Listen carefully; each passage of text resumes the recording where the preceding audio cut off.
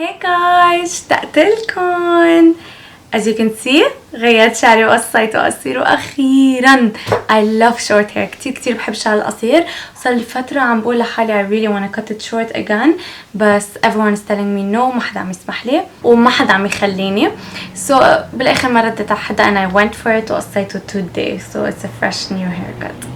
Anyways, let's jump right into the video. بس اول شيء رح احكي لكم شغله انه بعرف انه صار لي زمان كثير ما عملت beauty favorites وبعرف انكم كثير بتحبون. This is why today's video رح يكون فبروري شهر شباط المفضلاتي لشهر شباط وحبيت احكي لكم بدقه عن كل البرودكتس اللي استعملتهم هذا الشهر مع انه في قصص صار لها تقريبا شهرين بس لانه صار لي زمان قلت لحالي whatever I'll include it into this month favorite. و حبيت اعمل favorites لانه انا مثلا personally كتير بحب تابع beauty favorites تبعون other people. يعني كتير بحب شوف انه شو البرودكتس اللي العالم عم بتحبها recently, شو في شي جديد نازل وهيك قصص.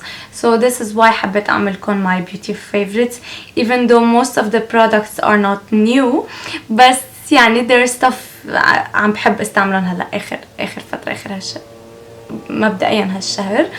And يلا let's get right into it. حابدأ بالتسلسل مثل كل عادة primer, foundation, all that jazz, you know it already. So حابدأ أول شي بفاونديشن والفاونديشن هن الأناستازيا بيفرلي هيلز فاونديشن ستيكس. هالشهر كله عم بستعملهم I love them so much. عم بستعمل 3 shades أكتر شي. واحدة هي للكونتورينج اللي اسمها earth واللي بستعملها كفاونديشن all over my face I have it on today اللي هو بيج وwarm albaster ما معي هلا حاليا بس كمان it's one of the shades that I'm using a lot بس اقل من هول الاثنين اللي هي للهايلايتنج. كتير عم بستعملون. عم بحسهم they're easy to work with, grabbing them just going all over your skin with them. كتير هينين للاستعمال. this is why كتير استعملتهم اخر فترة. شغلة تانية عم بستعملها هي هيدا الستروبين كريم من ماك. I don't know if you guys can see it لدرجته جولد لايت وكتير عم بستعمله على كل بشرتي لحتى اعطي هالجلوي فينش ولحتى اكون منورة وبشرتي مضوية. So I was using it a lot هذا الشهر وعم بخطه اوقات مع الفاونديشن الليكويد او عم بحطه as a base على كل بشرتي وارجع انتقل فيها فاونديشن او حتى third option اني عم بحطه بس محلات ما بدي my skin تكون مضوية as a highlighter. والكونسيلر اللي مغرمة فيه هلا حاليا هو الفيت مي كونسيلر باي ميبلين. ما تركته هذا الشهر. كتير بحبه واستعملته كل هالشهر every single day وانا درجتي 15. عم بستعمل 20 و15 بس 15 اكتر لانه عم بحسه فاتح ولابق مع بشرتي وعم يعطيني هايلايت تحت العين اللي انا بحبها كتير. نكست رح احكي عن بلاش والبلاش اللي عم بستعمله هلا صار لي يمكن 3 اشهر بس هيدا الشهر ما تركته يعني ما استعملت غيره. هو هيدا البلاش من Urban Decay اللي it's so dirty I'm sorry اللي هو اسمه Rapture وكتير ضل بقول كتير واستعملته خلال هذا الشهر all the time. كنت حب بلاش من زمان من نارز اسمه الميريا كان limited edition وبعدين بس لحسيت حالي كتير I used it وما عم تقدروا تحصلوا عليه حبيت غير شوي و Urban Decay gave me this as a gift واستعملته كتير حبيته وطلع exactly the same shade as the Almeria اللي كتير بحبه. So copy paste. So هيدا البلاش اسمه Rapture من Urban Decay. next هو برونزر. كان عندي اياه من زمان كتير بس تركته على الطرف الدرج وما بستعمله. ما بعرف ليه هلا عن جديد عم برجع تجرابت وارجع احبه وحتى لدرجة انه غيروا الباكجين غيروا شكله بس انا بعد عندي منه. so this is why I've been using it and it's dirty as well. هو البورجوا بودر برونزات دليس دو بود bronzing powder. this bronzer chocolate one. I don't think it's but it still smells like chocolate a little bit بس it's amazing. I love this bronzer. رح احكي عن highlighters والهايلايتر اللي عم بستعملهم هن اكيد كنتوا متوقعينها هن البكا فور جاكلين هيل باليت برونزينج باليت اسمه بكا فور جاكلين هيل شامبين بوب كولكشن فيس باليت. وكتير عم بستعمل هول الهايلايترز، ما عم بستعمل هول البلاشز at all because هول الالوان منهم، ما عم بستعمل كتير هول الالوان لانه هول الالوان منهم الواني للصراحه. ولا البرونزر too orange for me, but the highlighters, oh my god, they're gorgeous. Can you see? I'm gonna swipe them on my hand. Look, can you see how gorgeous؟ اللي هو شامبي بوب اللي كتير بحبه بس ما خلص، و the other one اسمه جولد بوب. اثنيناتهم بجننوا، they're gorgeous، وعم بخلطهم سوا وحطهم as a highlight على كل وجهي. another highlighting palette هي الجلو كيت من اناستازيا. صار يمكن تقريبا عندي شي سنة ايه، وبس حاطتها كمان on the side وما كتير عم بستعملها. هلا عن جديد رجعت استعملتها I have it on today، لا I don't have it on today. no I don't have it on today. واستعملت ال sunburst والبابلي usually عم بستعمل هول الاثنين اكتر شي together كمان. they're gorgeous. I'm gonna show you a swipe of them mixed together تحت. see they're gorgeous. so هول الاثنين highlighting palette I'm using them constantly بين بعضهم، يعني واحدة وهيك. I'm gonna talk about eyeshadows or actually eyebrows first. وهن اثنيناتهم products من Anastasia Beverly Hills. رجعت استعمل ال The Brow Pomade by Anastasia Beverly Hills، بس هالمرة غيرت لون وعم بستعمل لون اللي اسمه chocolate brown. كتير عم بستعمله لانه منه كتير غامق. نفس الوقت انا كنت استعمله للدب براو، بس ما كنت كتير حبها لانه كنت حسها كتير بتحدق لي حواجبي وبتقويهم وبتغمقهم، خاصه لانه كنت استعمل لون ايبوني.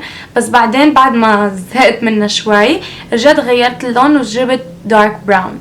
يس دارك براون، وصرت عم بستعمله حسيت اللون افتح، سو عم بحس انه it's making my eyebrows look really nice. so this is why عم برجع استعمل الدب براو.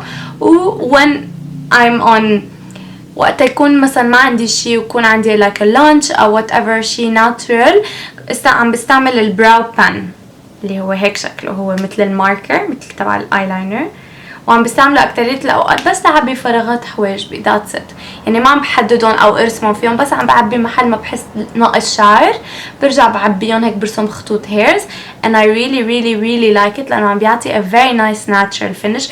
وبنفس الوقت اللون اللي عم بستعمله كمان لون فاتح منه كتير غامق، واللون هو يا جماعة. next رح احكي عن اي شادوز، والاي شادو باليت اللي ما تركتها هي التارتلت ان بلوم and I love it so much. وكل ما افتحها the smell oh my god ريحتها بتجنن. يعني ما تركتها كمان هذا الشهر، وهذا الشهر ما عم بعرف احكي.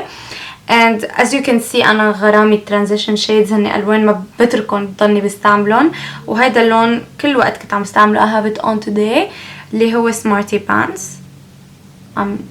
I'm using it all the time لهالبلد كمان. it's dirty and I'm showing them to you dirty لحتى اورجيكم انه ماني عم كذب وعن جد عم بستعملهم.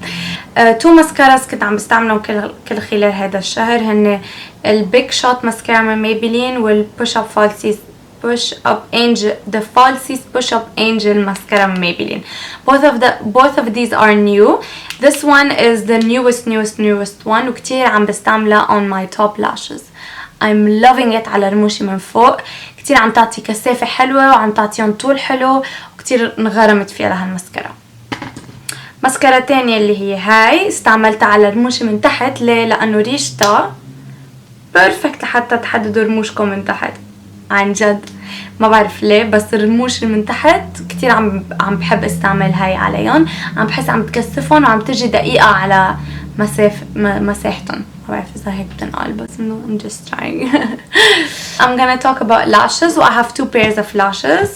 Actually 1 pair of lashes, I'm sorry. So حبيت جرب واطلع عن الكومفورت زون تبعيتي وجرب new pair of lashes new brand كمان اللي هي البينكي جوت. oopsie they're not new but this is why نزلت لتحت. so هول البينكي جوت lashes in the style ميار و I love them. هول السلك 3D silk lashes deluxe 3D silk collection، وهول كتير حلوين وكتير عم بيعطوا هيك سحبة حلوة لعيني. انا بحبهم لما رموش يعطوا سحبة لانه انا عيوني شوي قرب، so بس لا نقي رموش I like them to have like a soft سحبة. I don't mind lashes بيكونوا centered، بس بحب اللي لهم سحبة، بحس بيعطوني a nice winged effect to my eyes لأنه عيوني مدورين و centered. So yeah, هول اللاشز كتير حبيتهم this month and they're really nice. I also tried the eyelash glue تبع Pinky Gold ورح يخلص ليكو. I love it too. It's really good. I've been using 2 lipsticks non-stop هذا الشهر. First one هي Maybelline. بعرف كتير غير انه انا اسألكم عن Maybelline lipstick. Maybelline lipstick number 975 اسمها Divine Wine. This lipstick should be named by my name. لازم يكون اسمها ليا عن جد. على كتر ما هاللبستيك كل وقت عم بستعملها لحتى تكون لون على كل التم وتكون perfectly مرسومة، او عم بستعملها بس لبدي يكون بس هيك تنت لون على شفافي، بدق ادق وبرجع بمسحهم بوايب بتيشو وايب and then it looks amazing. I'm gonna show you the color. It's a deep burgundy color بس اللايت كتير قوية هلا it's not gonna ما حيعطيها justice، بس كتير لون حلو ومات وفيه soft sheen to it، يعني لمعة خفيفة يعني التكستشر تبعته كتير حلوة و long lasting وكتير مريحة على التم. وهيدا اللون my favorite of the whole Maybelline lipsticks ever created. Next is a MAC lipstick وهي Twig حطتها today and it's such a nice lipstick, such a perfect not nude a hint of color lipstick that you can wear every day. وهيدا اللي عم بستعمله كل يوم وكمان I'm obsessed with it. See, it's gorgeous. I have it on today and it's such a beautiful lipstick. Another makeup product would be also by MAC وهو هيدا البrush cleanser. عم بستعمله between clients لما بدي نظف like a foundation brush or whatever between clients or when I'm done working at the end of the day. بحطه على tissue and then I rub the brush on it وبتصير تنضف الريشة، وهيك بتساعدني كمان آخر أسبوع لما بدي أعمل لهم deep cleansing للبرشز لحتى نضفهم fully ما بيكونوا كتير موسخين، بيكون هذا مسهل لي شوي أموري and it smells like نظافة. it really smells like نظافة. كتير حبيته. lastly رح احكي لكم عن قطرة عين. بعرف انه هذا موضوع كتير غريب بس لانه انا حاليا هلا كتير عم بتحسس من الميك اب recently بعيوني، كتير بدمعوا وبتعرفوا I'm sure I've talked about it before on YouTube، بس عيوني كتير بدمعوا وكتير بتحسسوا خاصة لما احط لاشز او لما اقرب الاي شادو على زاوية العين ضلني بدمع كل النهار وكتير بتحسس. سو هلا عن جديد عم بستعمل قطرة عين للحساسية كتير منيحة and it's called the Nafcon. I'm not gonna promote it too much because it's medical but it's a really good قطرة عيون for anyone who has allergies بعيونه like me. والسكين كير برودكت اللي كمان هيدا الشهر my ultimate favorite هو الجلام جلو برايتنينج ماسك. عم بحطه على كل بشرتي ليعطيني هيك جلو كتير حلوة لبشرتي وبرايتنينج و kind of يوحد لون بشرتي. وما بعرف اذا منتبهين بس اكترية الفيديوز اللي انا عم بعمل فيهم ميك اب هلا عن جديد بشرتي كتير متحسنة فيهم وانتو اكترية الاوقات عم تسألوني why what I'm using. so هيدا هو الجلام جلو برايتنينج ماسك and it's my favorite mask I have ever used. وبنفس الوقت ريحته oh my god مثل ما بقول on Snapchat it smells like it really smells like love. وضلوا بتسألوني what does love smell like? it smells like love. smell it and you'll know what love smells like. اخر products من مفضلاتي هذا الشهر هو perfume. هو هيدا النارسيسو رودريغيز perfume اللي اسمه eau de parfum poudré The mystery of attraction captured in a fragrance. It's in velvety jasmine powder but I have no idea what the name of it is exactly. ما بعرف شو اسمها بالدقة بس هيك شكلها ولونها هيك بيجي بلاشي بيجي بينك وكتير حلوة. هذه البرفيوم كتير قوية وكل ما عم بحطها عم يسألوني العالم شو حاطة برفيوم لأنه ما أنا من البرفيومز اللي عادة بستعملهم ريحتها شوي غريبة. So this is a really nice perfume. هذا الشهر ما تركتها بس بنفس الوقت هالبرفيوم شوي night time أكتر من day time. عم بحب استعملها بالليل أكتر من النهار. So yeah that's it you guys. بتمنى يكون عجبكم هذا الفيديو حبيتوه and حكيت كتير I know بس حبيت أكون قريبة لكم وفصلكم more details about مفضلاتي هذا الشهر.